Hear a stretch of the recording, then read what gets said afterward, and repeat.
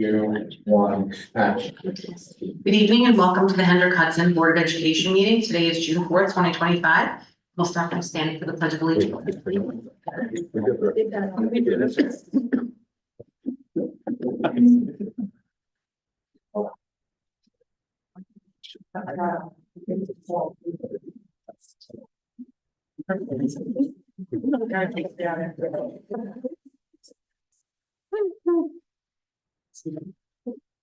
Okay, we opened the meeting earlier. We just completed our retirement reception for our retiring staff, which is wonderful.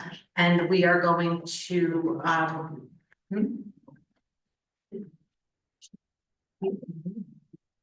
we're doing another motion. You didn't do motions. They didn't do a motion. We did. Now this meeting. Okay, do I have a motion over the meeting? Motion. For a second. Second. All in favor? All right, so we just completed our retirement recognition. We are going to go into our public hearing on legalization of the repair reserve. Is there anyone here to speak to that about the repair?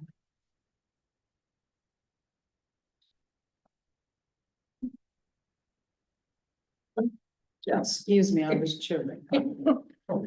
I apologize. I just, if you want me to just explain what it's all about. Sure. Sure. It's, so we're gonna be doing some work on the resurfacing of the track. And, we're gonna be utilizing money from our repair reserve account to do that. An estimate is about $50,000. And the repair reserve is an existing reserve that we have, we just have to have board authorization to pull from that reserve. And this is also, if I'm allowed to interject, it's also just for update maintenance that we have to do every couple of years. That was also part of it's part of maintaining the track plus doing a few of the relines to keep it up to date. That's correct. We're just using funds from there and it's only up to 50,000. We've allotted that much. It may not take that much to do what we need to do.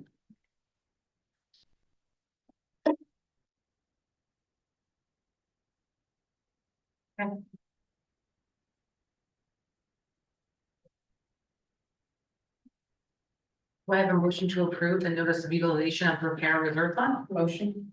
Second. All in favor? Now we move on to the agenda. Do I have a motion to approve the agenda as stated? Motion to approve the agenda. Second. All in favor? Time for audience comments on non-agenda items. There's nobody signed up tonight.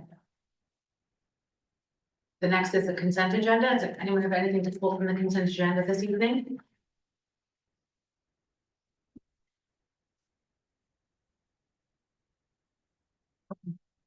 Do I have a motion to approve the agenda, a consent agenda as stated? Motion to, Second. All in favor? That brings us to our donations. This evening, we have we're looking to approve a donation of $360.35 for welcome string bags for the 25-26 kindergarten orientation. And these are from the Hendrick Hudson Community Education Foundation. So thank you to the HHCF for providing this donation for our students. Do I have a motion to approve the donation? Second. All in favor? Thank you to the HHCEF, and as I can attest, my kindergarten received a string bag today and he loved it. The next is a donation for $2,500 for the high school graduating class of 2025. For the Richard Albert Scholarship. From the Richard Albert Family Foundation. I have a motion to approve the Richard Albert Scholarship. Second. All in favor? Very generous. I guess this is going to our awards. This would be going, the senior award ceremony as part of the number of scholarships that our community and partners generously donate to support the graduating class of 2026. Excellent, thank you. Okay, we have the donations. Now we move on to our presentation and discussion, which is the the hearing of the public on agenda items. There is none. Now we move into the presentation and discussion of the 25-26 enrollment and staffing report. Thank you, President Mills. So this evening, as I often say, if you talk to me in June, I'm going to say it's almost September. If you talk to me in September, I'm going to say it's almost June. So with that in mind, that just clearly illustrates that we are constantly looking towards the future to prepare and to plan and best support of our schools and our students and the staff that inhabit those. We were not going to let Dr. Ruller go into retirement without giving us one more report. So I'm going to ask Dr. Ruller to lead a report tonight that she and Mr. Moreno and Ms. Joy put together on projections, to the best of our knowledge at this time, about staffing and enrollment considerations for the 2026 school year. And I would like to add, if I may, thanks to the middle school administration who did their pages and to Lawrence Collins who did the high school pages. It was truly a collaborative effort. So let's go through the numbers together. Pretty self-explanatory. The first page starts with elementary enrollment. You can see some historicals and then projections for next year. Roughly the same attendance. If, to use a phrase, if school were to open tomorrow, we would be down 1 student. Please note that kindergarten projection is just that. And we are right now, I think our registration is about 111 students. And that includes all of our UPK kids who roll over. So it typically is a grade that sees an increase in enrollment once the buses start to roll and people realize that we are in session and we need to get our kids registered. So if you're home and you have a kindergarten student, I urge you to please register your children. So we'll see if we can increase by 40 or so students. And again, we have to think about the UPK kids we have now. If anyone moves out of the district, obviously that number goes down. So it's still a gamble as to what that will end up being. And if we move from that to elementary staffing, you can see across we're projecting that we'll have the same number of sections going into the next school year. You can see what the school sections are for each individual K2 and 3-5, and then across we break teachers out by their certification area so that you can see how many staff are utilized in all of those areas. Okay. Class size projection. So again, based on the projected enrollment for 25-26, that is what we are looking to have next year. 4 sections will remain of each at BB. Furnace Woods, 3 sections of each grade, and Frank G actually moves to 7 of each grade in the coming school year. And then all the way on the right is the average class size based on those numbers. Okay. Let's move on to middle school. Same presentation. This is little history and the projection for next year. You can see that next year, that small 5th grade that has been rumbling through the elementary division finally moves to middle school. And so their numbers drop as a result of that.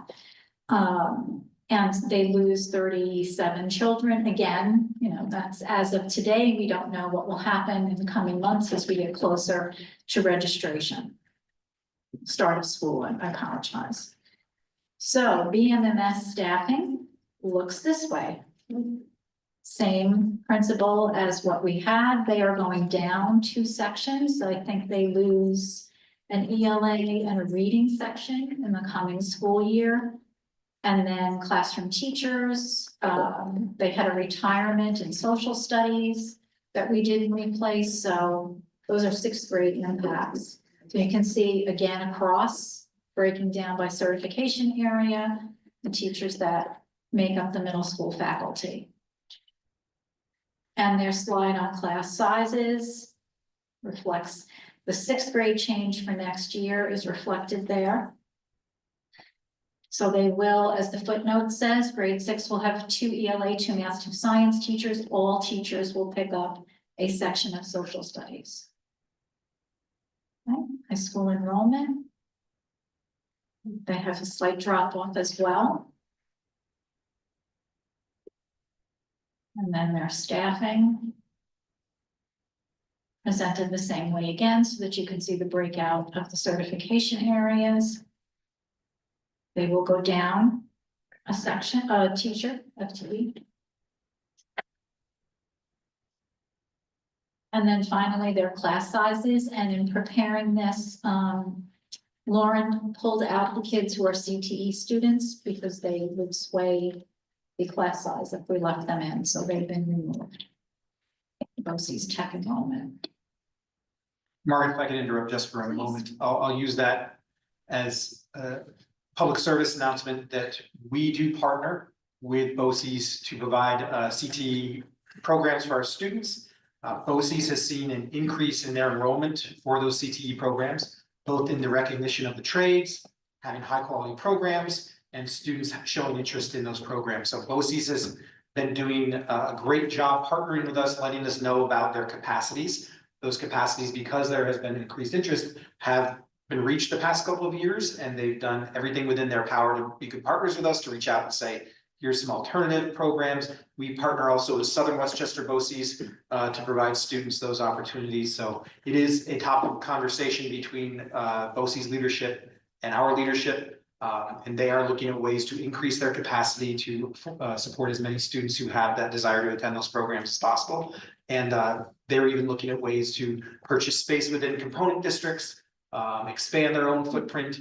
The capital project is feasible for BOCES, but it's a high threshold, because whereas we as one school district have to have our voters and our community voters only approve it, BOCES has a much higher threshold with a number of their component districts having to participate in that and show support. So just putting that out for the board to be aware of, and the public who's watching at home, that we work closely with them to make sure that even though there may be students who might not have an opportunity to go to PNW BOCES, we do look for other options for them. Good question. Are the sections going to remain the same for this year for 3, 4, and 5? At 3, 4, and 5. So this year it's 8, 7, 6, 8 in 3rd grade, 7 in 4th grade, 6 in 5th grade. As the small class moves to the high school and everybody else moves up, it evens out to be 7 apiece. Okay, I'm just looking at, if you just look at the sheet, I think it starts at 156, 164, and then it's 167 for 5th grade. But the sheet for the class sizes only shows 159 for 5th grade. So that's the gen ed population. We take out the students who are in ABC or 1212. Okay. Yeah. Thank you. I have a question. Anyone have any other questions? Can you explain on the high school, the final page, how we get to music at an average class size of 11? How is that? Because there are typically ensembles and. I'm going to ask Mrs. Scollins, who happens to be sitting here. As Ms. Scollins is coming up, I do want to say thank you to the board. I do want to say thank you to the board. This presentation is reflective of the number of questions that you asked as we developed it, and Dr. Ruller and Benita and Chris were responsive to that, so we hope it provided information, and we look forward to your questions that you may have, and I'll turn it over to Ms. Scollins. So that number, that's loud, sorry. That number reflects some of our programs that are special education programs where our general ed kids push in. So there may only be 1 or 2 general education students in that class supporting, for example, Sailor United Sound. Probably should have removed that number, and it would have changed it would have gone higher in the class size with this more larger ensembles. And there may be some of the smaller like lessons included in that. The lessons are included in that. Which is why it's now at 11. Okay. Excuse me, Mrs. Collins, what is your lowest class size at the high school? Lowest class size, I have to look that up. I don't have that off the top of my head. I can check. Is there any way to change how we deliver enrichment programs? So we're not reducing access for students, but we're creating more efficiencies with staffing? Absolutely. That's one of the things Dr. Kleiman and I have been working on, looking at how do we partner with local colleges to make sure that our AP courses or our higher level courses are paired with college courses so that more students may be interested in it. For example, world language, how are we offering languages that support across the board so that we have more students who stick with that language. For next year, we are going to be offering a heritage Spanish class for 9th graders and 10th graders. We see a lot of our native speakers stop taking the language because they've met the requirement. So we have a huge enrollment in our heritage class for next year, which the hope would be that by providing them with a more tailored class to their needs and their native speakers, that we will then keep them within the program and increase as they move older into their upper level Spanish 4 and 5 and AP. Last question, when I remember that you said you surveyed students to see what they were interested in, what they wanted to take, Yeah. current students. When I first got on the board, we discussed surveying graduates because current students really don't know what they need. Yeah. Because of life, they haven't experienced it Don't know what completely. the heck. So where are we with surveying? So we've been collecting alumni data. We've asked a group of alumni to come back and do some focus groups. This current graduating class has all provided us with data that we'll be using and surveying them at the end of next year. So we have a survey ready to go out to the college freshmen. And then this year, these guys will get it next year at the end of their freshman year. And is that data going to be brought to the community? Yes, as soon as we compile it. In addition, we enlisted in the fall of last year, we looked at beginning an alumni association. And part of the membership for that association was our thoughts were you have to respond to an annual survey. And that's all it's required for alumni participation in that association. We met with individuals from Manhattan College, their alumni director, who gave us some advice. Mr. Thompson, Josh Thompson, Beth Gruber, Lauren, Dr. Kleinman. We had that conversation. It's on our radar. It's one of those things that as you go through the year, you keep in the back of your mind, and especially with the centennial, it's something that we're looking to revisit as well. So yes, that will serve multi-purposes. I will say this. School districts might be behind the curve on this because for many years we were promised that the state government, the state education department would provide us with that data because they have access to the National Clearinghouse data. And what they're finding is that their data is not accurate because they, for lack of better terms, they lose track of where students go. And that data that they provide us, which was supposed to help us with our demographic data, has not been reliable for years, and they've pretty much given up on the aspect of it. I anticipate seeing a number of courses presented to the board next year, as especially at the high school level, as we continue on with the plan pilot and some of the interdisciplinary learning experiences that we'll be proposing, as well as some of the interests of our students. There was an interest in that climate course, as well as sports management. So those are some things that we'll be looking for next year. Trustee Hickey, just to clarify, when you say what is the lowest enrolled course, are you looking for current or projected for next year? I would say this year, that was the lowest enrolled course, like a number, and projected for next year. Just so the community can see if there are efficiencies that can be had. Thank you. Thank you, Ms. Collins. And I think you already said, you'll be continuing to monitor enrollment regularly. Correct.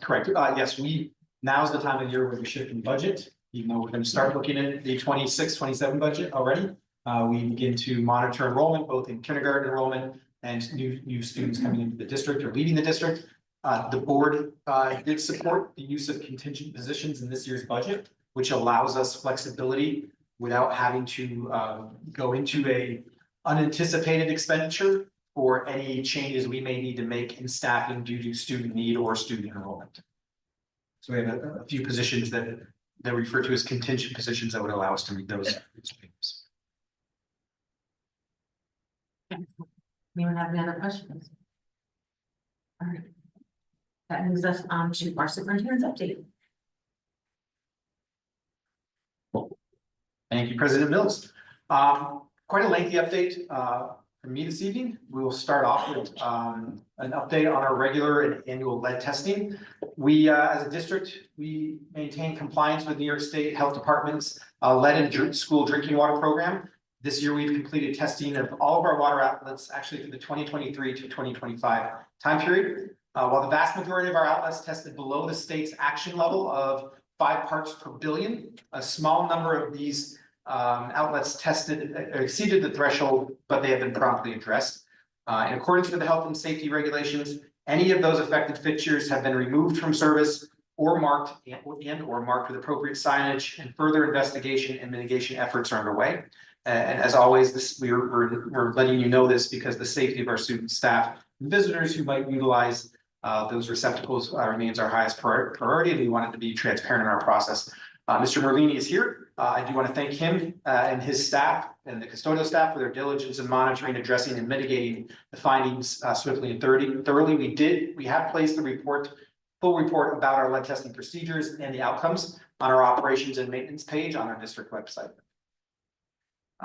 It's been a busy athletic season despite the brisk weather and the way too many rainy days. It's been a terrific time for our sailors on the sports fields. Our varsity athletes here at Hendrick Hudson have had some terrific results, and we're very proud to recognize them this evening. A few of them, our varsity flag football team, in just its second season, captured its first Section 1 championship when it defeated Ardsley 13-12 at Lakeland High School to win the Class C title on Saturday, May 24th.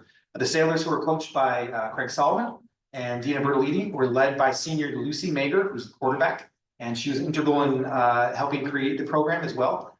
Lucy threw for 139 yards and 2 touchdowns in the victory. Should have had her on a fantasy team. And Hen Hud advanced to the state tournament last weekend. And although the season did come to an end, not the way we wanted it, the team did finish with a very impressive overall 14-4 record, and they're just their second season. So congratulations to our scholar athletes on the flag football team. Also, our varsity softball team advanced to the Section 1 Class A championship this season, upsetting an opponent, Ardsley. We'll make sure that we mention that that's 2 section championships over Ardsley. In the semifinal, that had lost twice. They actually had lost twice to Ardsley in the regular season. I will give them that. We won when it counts. Hen Hud played top seeded Albertus Magnus right down to the last at bat on Friday, May 30th, at the Havistraw Sports Complex in Rockland County, before falling just short of a 3-2 loss. The team, coached by John Glassoff, Amy Glassoff, Rick Boyle, and Alyssa Bleakley, finished with a 15-7 record. Also, our varsity track and field team, coached by Marcia Bailey, had many outstanding performances already this spring, and the season is far from over. Michelle Kuku, Nisa Emery, Elise Smith, and Sophia Stavaji combined to win Section 1 title in the 400-meter relay. Chloe Howard also won a section title in the 1,500-meter race walk, while Titan Robinson won the title in the pentathlon, and Maida Depavajic won the javelin throw, which I always find it interesting to watch the javelin practice. I always try to stay on the other end as they throw. The relay team did qualify for the state championships on June 13th and 14th at Middletown High School. Also qualified for the New York State Federation track and field meet to be held on June 13th and 14th at Middletown. Victor Delgado in the 1,600 and 3,200 meters, Sophia Stavaji at the 100 and 200 meter dash, and both have qualified for those 2 individual events. And the track and field team still has many more events this week, and we look forward to hearing about more outstanding results from them. I do want to just provide a brief reminder about the bell ban on personally owned internet connected student devices. That is a bell-to-bell ban that is now in effect, not from the start of the period to the end of the period, but from the start of the school day to the end of the school day. We had mentioned last time that school districts are now required to develop a policy by August 25th. We have to consult with staff, other stakeholders, including students, and we have to specify any allowable exceptions to this ban that New York State requires. That includes access to these devices for educational purposes, emergencies, medical needs, translation services, legal obligations, and accommodations outlined in any applicable IEP or 504 plan. And this policy will be made available once crafted and translated in multiple languages. The work has already begun on that policy. We've asked our building principals and their site-based teams and any student advisory committees to provide input on those, on any prospective policy. We met yesterday evening. Many of the individuals at the table here were also at that thrilling meeting to view sample policies on what that ban could look, what that policy could look like. And so we'll continue to look at that feedback as we develop those policies. We also, The goal is for us to have a draft policy up early July or August 1st. Right, yes, Be on the lookout, either Ms. Joy or myself will be sending out a information collection, either a survey or thought exchange on as another medium or way for people to provide their input. It'll probably come out in my weekly update this week. So we're taking those steps and we look forward to keeping the community updated. Last time, we did recognize a number of our board trustees for their participation in continued professional learning, but I forgot the certificates. So I would like to present trustees Corey Boudin, Lauren Stanko, and President Erica Mills with board achievement awards for their continued leadership and their dedication to continued growth. And on behalf of the entire district, thank you for your dedication to your roles and your thoughtful leadership and professional development and service of our schools. I'll take it. I'll come to you.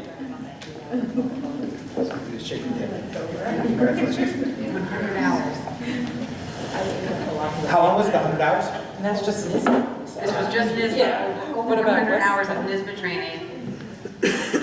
So And then for, add the Westchester Putnam School Board Association meetings that we've all attended this year. It's significant. So along with their heavy stipend for board service, if you do 100 extra hours, you get a wonderful certificate of knowledge. And in all seriousness, the knowledge, even though this is not a position that is paid for, it is the requirements and demands of the knowledge to carry out the roles of the trustee are quite rigorous. So I appreciate your dedication to the roles and to learning more about them. I do not have any questions requiring follow-up at this time. I will tell my children to go to bed, even though the light is still out. I will now ask Dr. Stephen Garcia, Assistant Superintendent for Human Resources and Leadership Development, to provide his report to the Board of Education. Thank you. Are they really up? They are up. They are. Yeah. My kids would have been sleeping without me. I would, your kids can babysit my kids at any time. Yes, $20 an hour, by the way. Good evening. Thank you for some time. Just a brief update. So you know that it is June, and we are pretty deep in our search for 3 administrative positions. That's the Blue Mountain Middle School principal position, that is the Hendrick Hudson High School principal position, and also our Director of PE Health and Athletics. We are winding down 2 of them to a certain degree. That's the middle school and also the AD search, although we're still obviously in the process. Last Friday was the closing for the high school principal posting. So we have 65 applicants. Some people say, well, that's not that many. That's a lot, to be honest with you. I know we had more for the high school, but it was actually posted longer. The cabinet is currently reviewing all the applicants, and it's our charge to select and identify those who we're going to screen next Friday. I met with the high school faculty on Monday afternoon, and that was a pleasure to get their perspective on their thoughts on the characteristics of the next principal for Hendrick Hudson High School. I had met with some students earlier in the month, and I will have a virtual focus group with parents. I think that is next Tuesday.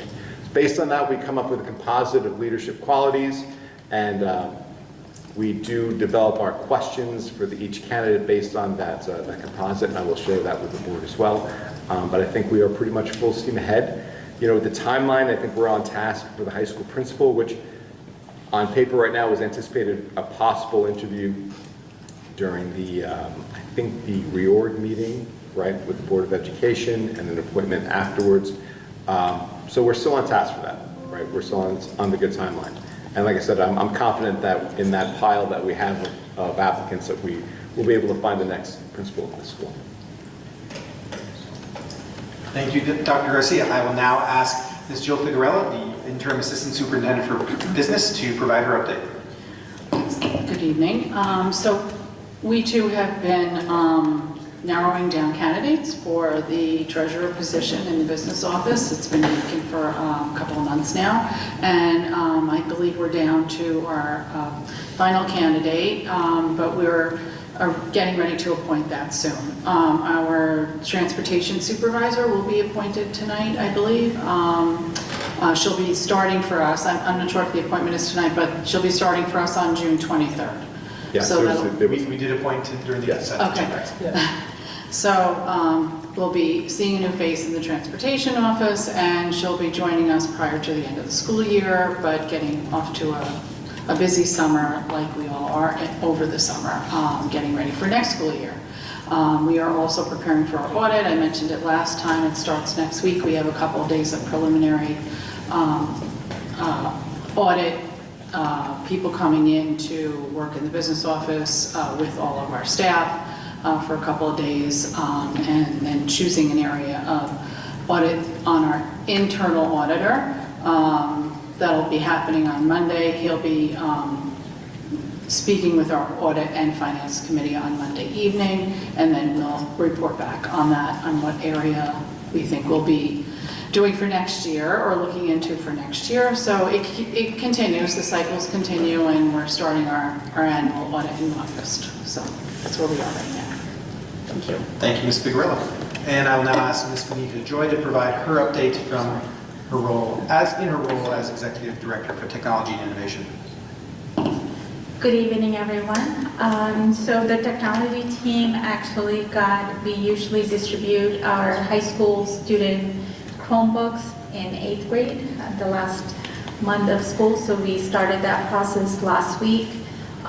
We did a second swap today. So I just wanted to let you know that we're still going to be offering Chromebook insurance for the Chromebooks. But when I came into the district, we actually saw a need for getting warranty on these devices, because we do get a lot of Chromebooks that are broken. So we had a deal with Dell Direct, educational discount that we get, a 4-year warranty on those devices for a cheaper rate of $65 for the 4 years. That could change, but that's what we did buy it as. It only covers the Chromebook one time as a full replacement, but parts are for the 4 years. So when you see my email coming through over the summer about Chromebook insurance, I'm gonna word it that way because I still wanna offer the insurance, because we do have students who break their devices multiple times over the 4-year window. You will see that email coming through over the summer around August to sign up for insurance. But there is a little break in that, because if you didn't, there might be some parents who might be able to take advantage of the warranty. The other thing that we did complete is when we actually had TransFinder integrated with our student information system, which talked to home portal. At the beginning of the year, when we communicate the transportation information, what we noticed was when a student has an alternate daycare location, that information was not on the portal. It was just to and from home. So we were able to complete that programming. So now if you go into your portal, you will see transportation and also transportation alternate. That means that's the bus information for the AM and PM alternate information. We were getting that information out through a letter, or if you call the transportation office. So we were able to complete that work. So we'll be ready for the beginning of the school year with that information. I did meet with the technology. Our last meeting of the technology leadership meeting happened on Tuesday. It was actually a really good meeting. We were able to identify actually for next year 6 areas that we think that we need to provide training based on feedback that we have gotten from staff. Based on technology tickets that comes through, we identify 6 areas tools that teachers needs help on, because they're not being utilized properly. The usage is pretty low. In some cases, actually, a lot of even technology members didn't know that we had those tools in place. So it was nice to see people staff within the leadership team offer to provide those trainings. So we will be looking forward to providing that next year to our teachers, starting with the Go Guardian for our teachers. So they are able to see what students are doing in the classroom Chromebooks, because a lot of the issues that comes to me is usually because students don't know that we are able to see, right, that illusion or feeling of, oh, I didn't know you can see that. So we will be rolling out some of those trainings along with Mrs. Collins, who's going to be providing some of the PD around a schedule that we'll put out for the staff. The other update is we are transitioning away for tech support from EduTech into BOCES. We finished our hiring of all the staff, so they are now onboarded. They're working with our high school and middle school team. We've been, every 2 weeks, we've been rotating them back and forth between the schools so they get familiar with our schools. This year, at the beginning of the year, it was a hard time because I had 2 new staff that started literally on July 1st or September. We had a lot of students that came into the high school. We had a lot of issues around not knowing the building, so I'm glad to see that the 2 staff that are going to be starting with us in the new year is already starting, and there's no cost to the district for May and June. That was actually something that we were able to work it out with the Lyric or the BOCES. And we have 3 new, 2 current interns and 1 new intern that's going to be starting with us over the summer with the technology team. So that's my update for today. Thank you, Ms. Joy. Thank you for providing our students with that opportunity. Quick question. The Chromebooks that were provided to 8th graders, are they new Chromebooks or are they refurbished Chromebooks? They are brand new Chromebooks. So, I'm sorry? Nothing. They don't look, because they don't look brand new. Yeah, not They look similar to the ones that they had in elementary school. So we had 46 students actually today who did not receive one, so that's why we did a second collection. So I don't know if you're... No, they returned them. Yeah. And they were issued She got an another, old one that has. but it's an old one. So if you actually look up on Dell support, you can actually see when they were purchased or deployed. Those Chromebooks has been sitting on our closet, and they were brand new devices that went out. That's why they appear older, but nobody's used them. Yeah, so if the you old remember ones. during COVID time, we had such a hard time getting supply in. So up to last year, not this year, last year, I was buying them in advance to be able to get them out in May. Gotcha. Right, because the beginning of the school year was very hard to get those out because teachers are like, they need a Chromebook, and it's very hard to do it during the beginning of the school year. So that's why we do the swap at the end of the school year. So this they're year, unused, but they're older models. So you know, 1 year older to model. clarify, condition they're new, but They're brand- stylish, they're like mine. Yes. That's Absolutely. right. Thank you. Yes, they were sitting in the closet, so yes. 5th graders will be getting new Chromebooks, which they carry 6, 7, 8. 8th graders get the new Chromebooks for the high school, they carry for the 4 years. Question, currently we have students who use their own, they bring their own device. You mentioned Go Guardian. Are teachers able to see those devices on their Go Guardian? Or is it just the district issued So devices? if the student is using a district account on them, that means they are logged into Henhood Schools account, we are able to see what they're doing. Now, when you have a personal device, what we cannot control is, yes, they can switch to a personal Gmail account or whatever. Then we are not able to see it. So I have had many teachers, high school, middle school, who say like, we can see all the students on my screen, and I would always tell them, it's your classroom. If you're not seeing them, that means they're not logged into Henhood Schools. They're switching back and forth between the desktop views. So if you're not seeing them, you're allowed to say, hey, you're not, our policy or our requirement is that you're on the district device. If you're flipping back and forth, then you know what, go get a district device that you can use. That's something that the teachers can control, especially with now with the new banning of, there is a statement in there that says any internet Enabled connected devices. So we would have to specify that in our policy. What does that mean for us? So you know I'm a recovering Director of Technology, correct? Oh, no, I already knew the answer to that question, I just was putting it public, so for that, that's one of the reasons why I'm sure the governor wants to move in that direction, that it's, the district wants this thing. Yeah, and actually, Chris, Laura, and myself were in actually a meeting hosted by PNW BOCES with the superintendents. And there was a lot of conversation about how different districts are doing it. Some districts are actually saying like they have to put away in a pouch and they have to access the pouch. I know Yorktown was saying like kids were actually saying how they're gonna do that. They said, yeah, this is my iPhone 12, this is my new iPhone 16, the 12 is going in the pouch and 16 is staying with me.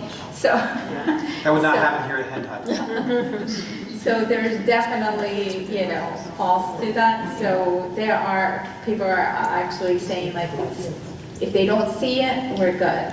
And then there is like a place that you can actually use it for emergencies and communicate that out to the parents where they can use a phone or if they need to communicate with their parents. So I bring up that I was a recovering technology for a purpose as well, to put a plug in for the Chromebook insurance. If you think that if you have full trust in your students, just as we do, you still should consider getting it, because if you have furry friends at home, when I was a director of technology, the same family called me up 5 times in the year that the dog ate the charger. So I don't know if they're attracted to the wires, but it could always happen, and we want to make sure our investment is protected and your investment is protected. I think I had a student at the middle school who actually broke the device 3 times within the same week. So that's what I really encourage. Like, I don't know the student, the child, but you know your child. Even though my communications is going to say that we have warranty, please cover those devices, because those conversations are very hard for me to have with the parents. So purchase the insurance. Highly recommend. Do you know the cost of it off the top of your head? The insurance? This year was $32. We have not, I know the insurance company has been talking about raising that price. I have not gotten that information yet. Thank you. Dr. Reller has provided her update through her report. I'll now ask Mr. Chris Moreno, our Acting Director for Pupil Personnel Services, to provide his update. Thank you. So we are slowly creeping towards our indicator 8 requirement. We're at 83% of our parent surveys that have been returned for our minimum reporting requirement. I would encourage everybody who has received one or has received a link to please fill it out. It will be valuable to inform our practice at the PPS department. Our CSE meetings are fully scheduled except for a few rescheduled meetings. We should be completing all meetings within the next 2 to 3 weeks, and we will be turning our attention on finalizing projections and class sizes at all levels. Our sailor staff in our sailor high school classes are going to be dedicating a portion of their summer work towards expanding our internal and external work-based learning sites for our sailor students, and then obviously looking to expand that for a wider variety of our high school population. And then finally, there will be a SEPTA meeting next week that will focus primarily on providing parents and students strategies to avoid summer regression. So if anybody's interested. Thank you, Mr. Moreno. And at that time, other than a follow-up to a question that Ms. Scollins has already provided to Ms. Hickey's question, that AP French has been, for the 2024-2025 school year, AP French has 5 students enrolled, and that is the lowest enrolled course. And AP French is projected to have the lowest enrollment of a course at the high school for next year with 6 students. So there's discussions on how to explore that, which we can share at a later time, but that is the data that you requested. So. Thank you. You're welcome. And thank you to Ms. Collins for following up on that. At this time, that concludes the cabinet report, and thank you to the cabinet members for your detail and information, and the board for their attention. Okay, that brings us to board comments, new business. Does anyone have any comments from new business? Okay.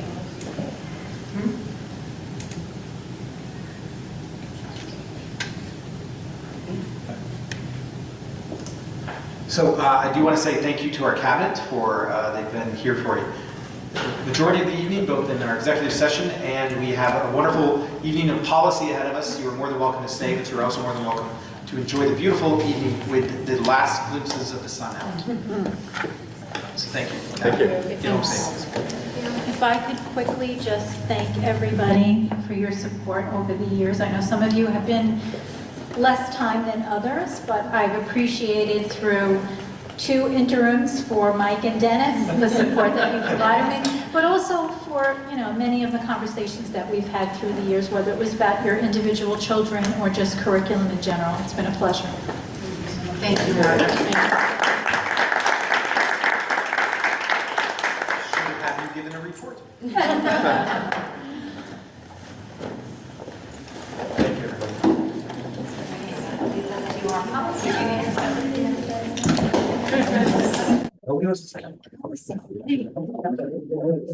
We are starting with the second reading of policy 4000, student learning standards and instructional guidelines. The Hendrick Hudson School District. Second, all in favor? Anyone have any questions on that one? This again, second reading, we went through this one, we connected it to the mission statement for the district. And it just goes through all of the standards that are set by the district and the state. Motion to accept policy 4000. Second. All in favor? Okay, the next policy is the second reading, revision, name change. Policy 4200, curriculum management. Mission of the Hendrick. Motion to waive the reading. Second, all in favor? This kind of goes in tandem with the last one. Again, it includes a lot of our mission and our vision. It goes through our mission statement starting with, and then it's connected. So it's actually hyperlinked to the New York State Learning Standards. So this way, as New York State updates them, it automatically is updated within the policy. And this is also a number change to 4200. From 4000 to 4200. Motion to accept policy 4200. Second. All in favor? The next one is second reading, revision, and name change. Policy 4526, technology acceptable use policy. The board Motion to waive the reading. second, all in favor? So again, second reading, we talked about this last time, that we had done over this with Ms. Joy. And it just goes through all of the acceptable use and prohibited use of there and the form that the parents should be going over with their child about the using of our internet and devices, and the form that it talks about the form that will be brought up in a little bit for them to sign every year by both parent and student. Regarding the student. And this goes, and that goes via email. That's pretty student.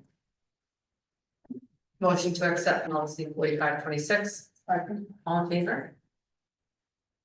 Okay, then we have the second reading, policy 4526 R, regulation, technology acceptable use regulation. Motion to waive the reading. Second. All in favor? This just outlines in greater detail all what was just in that last policy 4526, which is more of the rules and regulations.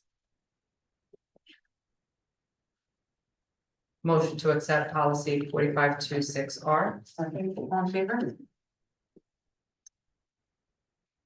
The next is, Sure. Will this be affected at all by the cell phone? No, Needs to be added or? no, because that's gonna be a separate policy, just on what you can be using. This is what you can do on the devices that you're using. this is the second reading, policy 8650, school district compliance with copyright law, the Board of Education. Motion to waive the reading. Second, All in favor?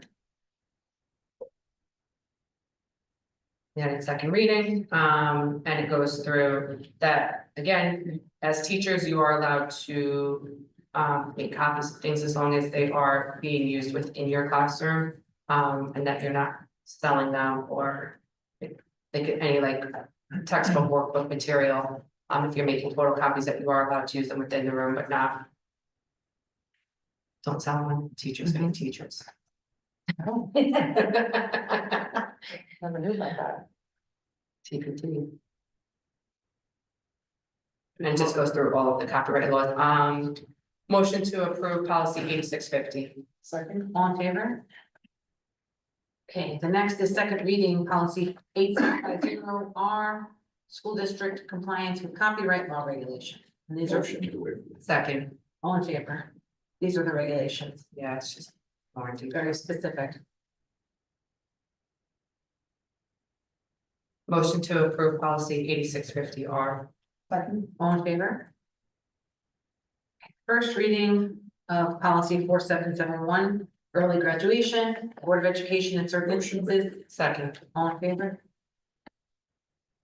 This is a first reading. This was again presented, from NISBA. It's local. It is not a requirement, but it just goes through how if a, student finishes their credits early, what that looks like for early graduation. Did we have this, was it within another policy previously? No, that's brand new.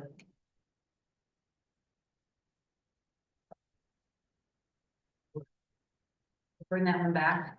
I just am noticing something here. Principal? The English department chairman, can we change that to chairperson? Yes. It's in the second to last line.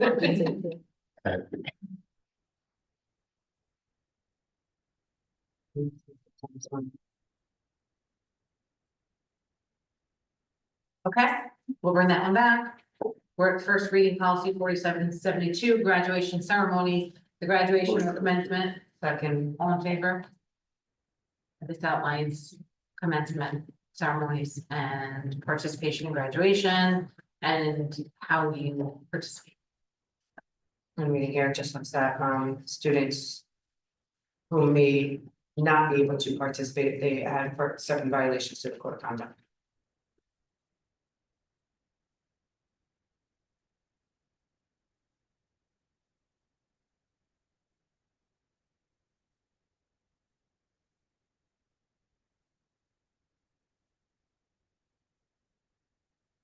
Also a new policy. Yes, does anyone have any questions about this policy since it is new? Will this also need to be revised, like if they change like the requirements for regions and? No, because this is just a ceremony, not the Right. requirements for the ceremony. Saw somewhere where it's a regions. It's about who qualifies for to walk Oh, in ceremony.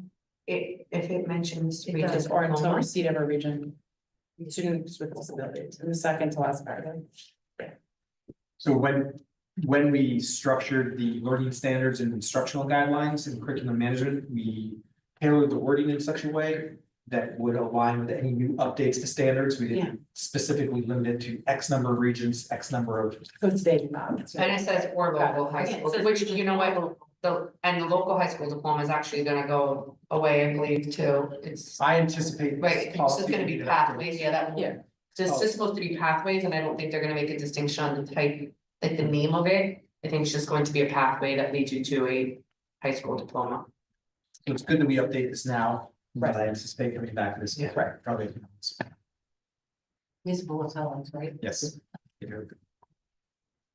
And the way that we have operated that, just as a reminder to the board, is if there's I think a couple months ago, we had a policy update on a Thursday. We updated a policy as a local board on a Thursday or Wednesday. And over the weekend, NISBA did a policy update and we sent that policy update through the weekly update. It's a lot of updates. And I feel like Carmen will definitely catch these. Yes. Something did come up recently. Yeah, the next one is gonna definitely have to be tagged for. This is the here. Yeah, we did this. We're ahead of it. We already did. It's 56. Anyhow. Okay. We're already on top of it. First reading, now we are on first reading revision policy 4. Oh, this is the regulation, so 4772R graduation ceremony regulation. Motion waive. Second. All in favor? So again, this is pretty current based upon what we have now, and I'm gonna make the same assumption, probably that we will have to revisit this when the new pathways large here. You guys did this after, we need to change the language. Yeah, there's gonna be in that second to last paragraph, the his her. And the parent or guardians. Do you see that part? Just change that to the, and you can remove the his her completely in that last sentence, last part of the sentence.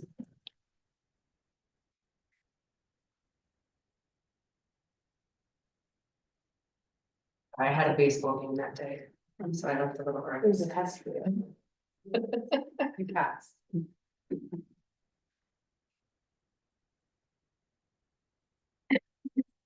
Next one is the first reading revision policy 4773, diploma and credential options for students with disabilities. The Board of Education Motion is to approve. Second. all in favor? Again, this will definitely be revised again. And we just don't know when, because I believe last summer when we were at that retreat in Albany, they were talking about those pathways and it was supposed to be happening soon. But that was almost a year ago and we're still here and everyone's still kind of waiting, because I think they were just putting a lot of thought into those pathways being, like equalized, but with different opportunities. So this will, And the language in this state identical from before, other than the graduation zone, for some reason it's covered in the other policy now. At the last paragraph. This one was just a matter of taking that language out of this policy because it now is reflected in the other.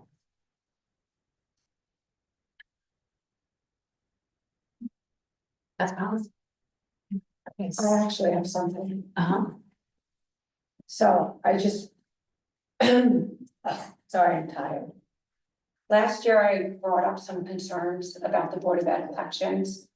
And then again, on May 14th, I reached out to the policy committee to request a discussion about creating a fairer, more transparent, and more accessible school board election process in our district. I haven't received a response yet. So my days are numbered and I wanted to raise it publicly. I just want to be clear, this is not about stopping endorsements. Organizations like the teachers union and even individuals from outside the district, whether they live in New York, California, Texas, or South Carolina, absolutely have the right to financially support candidates. That's not what my question is. What I'm concerned about is how campaign support has changed. We're now seeing political style campaigns, thousands of dollars in funding, robocalls, canvassing, donation websites, most of it happening quietly behind the scenes. And when a majority of the campaign contributions are coming from outside of the community, it raises a fair and important question. Who are the candidates accountable to? Local residents or outside donors? This shit goes beyond just transparency. It affects who feels empowered to run. When I ran, I spent very little money. And if I look at the foils, historically, school board candidates in our district have done the same. Most spent minimal amounts, if anything at all, because campaigning never used to be about money here. Now it feels like you need thousands of dollars just to compete. That creates a real barrier, especially for working parents, young people, retirees, and others who care deeply about our district, but can't afford a professional style campaign. If we want to reflect on our district's DEI values, we have to recognize that financial barriers limit who gets to lead and who gets heard. Currently, candidates must file 3 campaign finance statements. But unless someone submits a FOIL request, these aren't visible to the public. And even then, you only get access to the first 2 statements. The third statement is only accessible after votes are cast. That means voters never see the full picture before making a decision. We can and should do better. Other districts, like Scarsdale, and New York City have already taken meaningful steps to make their school board elections more fair and inclusive. In Scarsdale, a nonpartisan school board nominating committee made up of elected community members reviews and recommends candidates based on their qualifications, not their fundraising ability. It's a transparent, community-led designed to promote equity, trust, and above all, equal access for anybody who wants to serve. I'm asking the policy committee and the board to consider what we can learn from models like Scarsdale and New York City. Let's explore setting local spending caps, requiring clear and timely disclosure of all campaign support before the election. Considering a community-based vetting process that emphasizes service over fundraising. By making elections more open and fair, we give everyone, no matter their background or their income, a real chance to serve and be heard. And I just want to finish up by saying, this has nothing to do with the people that I'm serving with. This has to do with going forward to make sure that we don't exclude a whole portion of the community from sitting at this table. And that's all I've got to say.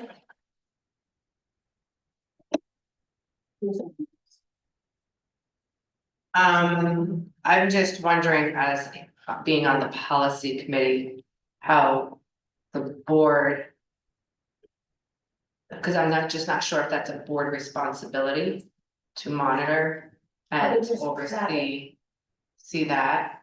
And I'm trying to wrap around, because I feel like part of what was said was counterintuitive. Where you want to be more inclusive. So people who maybe financially can't afford, then when they go out and find funding, that we can't do that either. So how can someone who doesn't have funds do that? So right now, if you look at the historically, nobody 10 years ago used to spend this kind of money on campaign. I get that, but the times Okay, are a so little, let me answer times your are a little question. different now, though, in terms Okay, of. so look at the makeup of this table and our financial means. So then it becomes a popularity contest. So if I'm someone who is not on the PTA and I don't know loads of people, and I'm just someone who's passionate about education, and I don't have money to compete with you, you've just excluded me from running. No, because then you would be able to ask for funding if that's. Who am I asking for funding? People. Whoever you want. I Okay. don't know if there should be any, I don't know how to put up parameters. For people to say that you can get money here, but you can't, it has to come from your own account. Okay. I'm just trying to figure it out. If I'm going to be involved in writing a policy, I would like to have all of the information, and right now it just seems that it's counterintuitive. Well, I think we should look to Scarsdale and New York City because they already have it. So maybe we could actually look into what Scarsdale has. Go ahead first. Okay. I want to just start by saying, first of all, we don't get paid for the job we do here, right? And anybody that volunteers, the district should be lucky to have them. Because in everything that's been going on online, people being attacked, I'm a testament to that, right? I was here 10 years and nobody knew me because I was just on the PTA, so people in elementary knew me, right? I poured my money into signs. I poured my money into things that I wanted. People who decided to support me after that, that was on them. Thank you so much for the donation. But that doesn't mean that your values at the core are now somehow less important, or you're also like now compromised because somebody gave you a donation. A donation of $500 or $1,000, it doesn't matter where it came from. The truth of the matter is it came from a person who is willing to put themselves through all the chaos and the nastiness that comes with running for this board. And to say that they are any less valued because they are now saying that you could donate to my page and they don't live in the district, what does it matter? The truth of the matter is, if a single mom decides that she wants to run for the board and she wants to ask for donation, I think it's highly, highly insightful as to who they are as people, because you know why? People who know them the best are saying, I support you. And that speaks to their character, right? And for anybody on this board to try to tarnish people because they have taken money or they have taken donations, I think is absolutely disgusting. And I'm sorry, I don't agree with it. You can get money from anywhere. If a person that isn't involved in the PTA, you're saying that it's gotten expensive? Yes. You know why? There are people who have moved to this district who don't know everyone, who don't have name recognition. Like me, for instance, when I ran, right? The people in elementary knew me because I was at the book fairs, but the people in the high school and everybody else, they don't know who Tamika Dietrich is. So I spent my own money from my sons. I spent my own money for the things that I did, right? And just because someone gave me a donation afterwards, doesn't mean that I'm now corrupt and I have to do what they're saying to do. That's a crazy thing to say. It's like, okay, let's say you ran and you're well off and you just said, hey, I didn't get any donations from anyone and you don't put anything in, but you have the ways and the means to do it, right? But let's say, I'm still gonna finish, okay?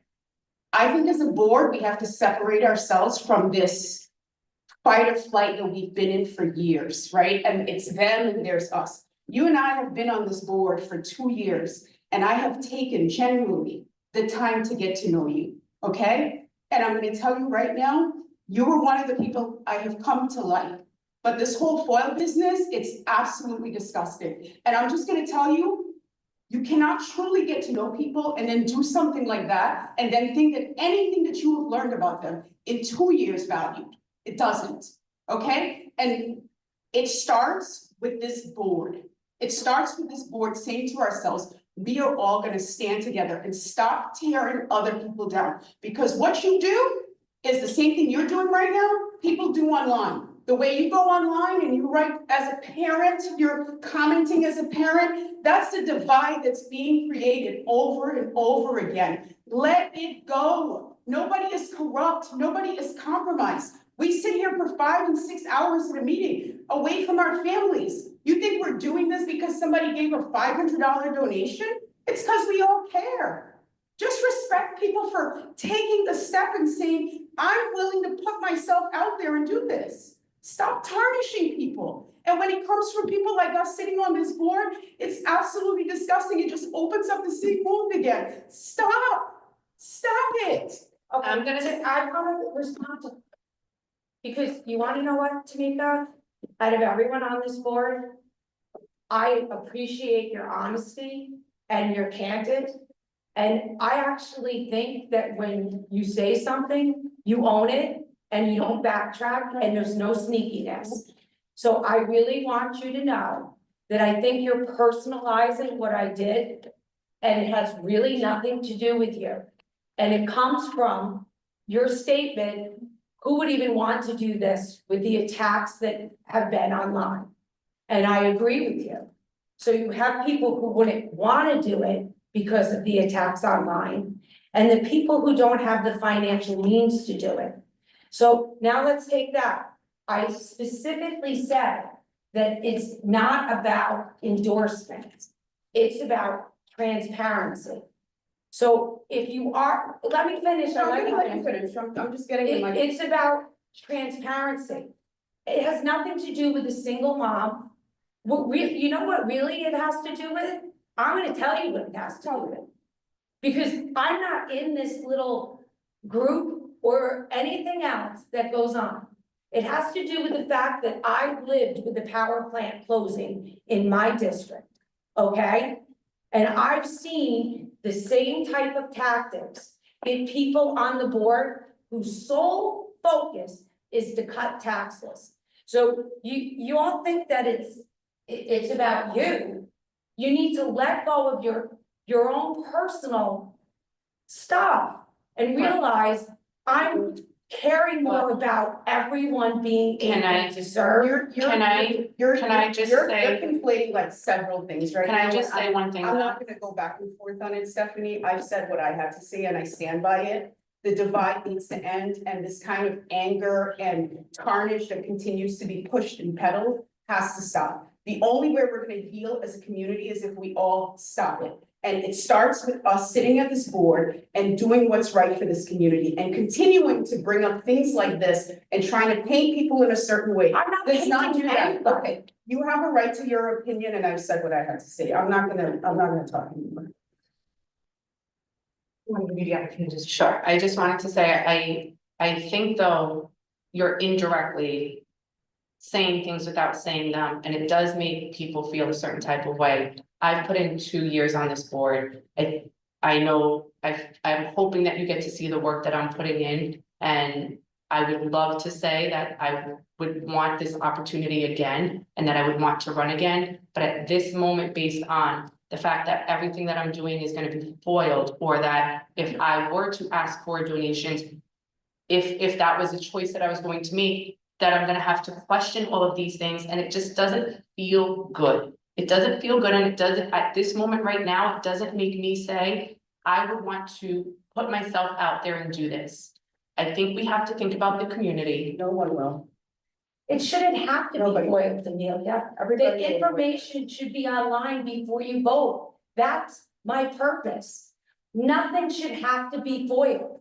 All of this information should be transparent online. If a student wanted to go on a trip and they couldn't afford it, do we have to let everybody know that somebody sponsored them? Come on.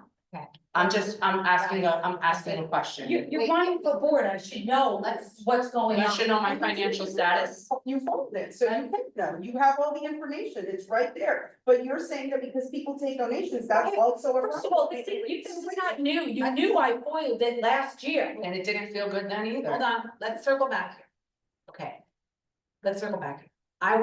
First of all, I wanna say that just as far as our board protocols go, Stephanie, I did not know that you were gonna read a statement tonight, and it would have been fair, and then again, No, she didn't. A little transparency. Hold on. Yeah, there's how we're. let me bring this back, all right? Okay, you know what? I'm gonna do it and I'm gonna go here. There's gonna be another foil.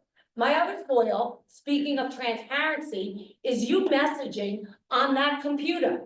And I will foil the record for this open meeting law because you are messaging people about what's going on at this meeting. And I wore my glasses tonight to figure it out. I would like to make a motion. You need to get a hold of this quickly. I'd like to make a motion to pause this conversation. Do I have a second? Second, All in favor?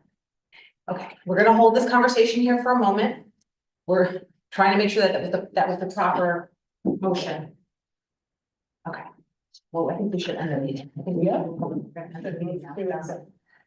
We don't, This is just, do we have committee reports to give? I have a committee report on, I think that we should just, okay, close the meeting.